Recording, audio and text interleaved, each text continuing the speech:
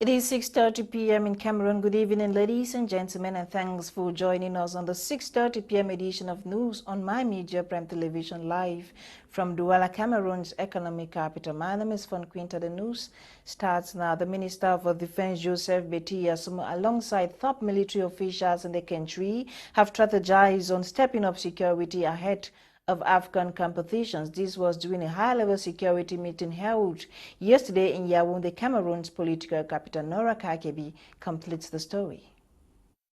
Security across the entire Republic of Cameroon remains a cause for concern, and to this effect, the Defense Ministry is determined to do all what it takes to ensure maximum security to Cameroonians and their guests, barely 44 days ahead of the AFCON competition to be hosted in the country. The minister delegates at the presidency in charge of defense, as well as other top defense officials in the country, were engaged in a security meeting yesterday, November 22, in Cameroon's political capital, Yaoundé, to map out strategies in order to offer total security during the AFCON competition, which the minister terms a historic moment. This meeting is taking place at a historic moment. The entire football world will have its eyes on Cameroon, which is already experiencing the frenzy of this sports festival. Joseph Betia underscored the need to beef up security, especially in the restive northwest and southwest regions of the country. He therefore calls for more vigilance. The number of improvised explosives recorded over the past few weeks in the cities of Buea and Bamenda, and the loss of human lives and property recorded during some terrorist attacks underline the need for utmost vigilance in the security coverage of the flagship sporting event in preparation. The meeting focused on optimizing the security of Cameroonians as they prepare not only for the AFCON competition, but also ahead of the end-of-year festivities. The defense boss reiterated that defense officials must design strategies to ensure peace amidst the forthcoming celebrations.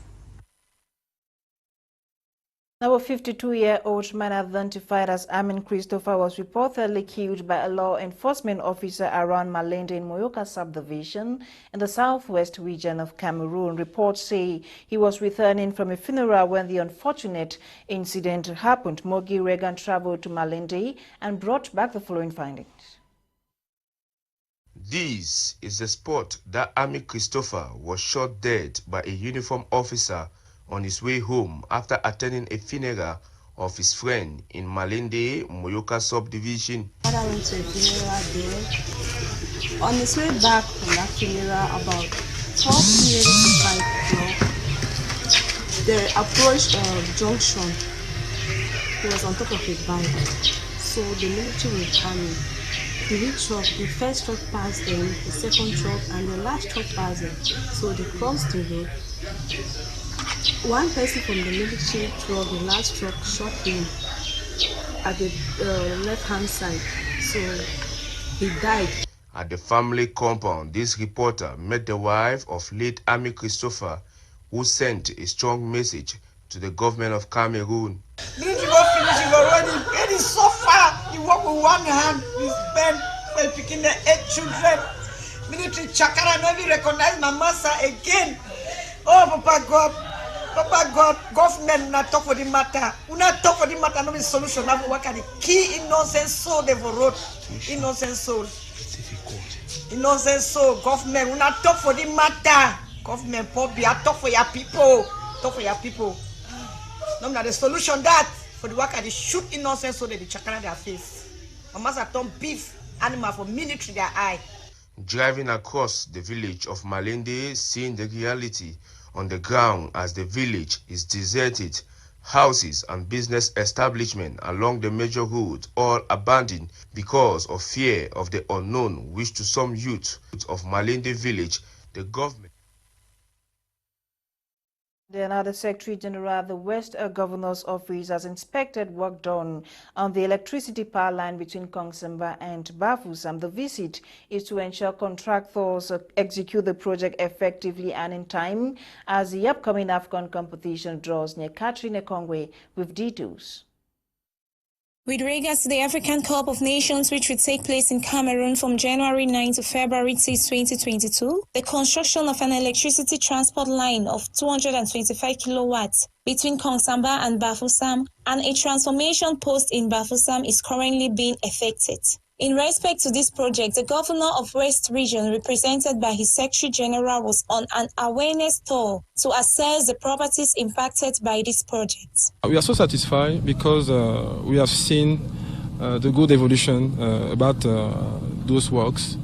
We have also sensitized our population about this project. We think that before our CAN, we are ready to improve electricity in the West region. Some discussions were being made with the population of the Upper Plateau Division, who are victims of the expropriation to the project. The Secretary General at the West Regional Governor's Office equally had a one-on-one talk with the chief of Bangun Village, a locality which englobes the site of the new transformation for the respect of the deal with Ewane. It should be noted that from the 23rd to the 30th of November, another delegation will visit the area to evaluate the different deviation and work already done. I think Gaundere Central Prison has a new superintendent. Sema Charles was commissioned into office yesterday, November 22nd, with calls to fight against jailbreak. Get full details in the following report. The new superintendent of the Gaundere Central Prison has been tasked to uphold ethics, fight against jailbreak, maintain discipline and security of all detainees.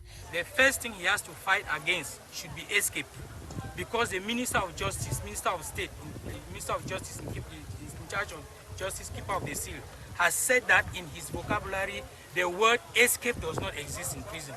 So he does not want to hear anything relative to escape. So the new superintendent has to put in place measures that should fight against escape. And in my speech, I said that in the year 2020, there was no escape in any prison in Adamawa. So we had zero escape. So I'm telling the new superintendent that as he's taking over, he should maintain from that level, that there should be no escape in prison. Then I equally stress about the discipline of staff, because if you are taking over a prison which is waxing well, you should maintain that level. And those people to maintain that level are the staff. The call was made by the Regional Delegate for Penitentiary Administration for Adamawa, Fongo Divine Tita Kuna, while installing the new superintendent of the Gaundere Central Prison, Sema Charles. He was equally urged to fully collaborate with all administrative and local authorities in Gaundere, has served in several capacities in prison administration described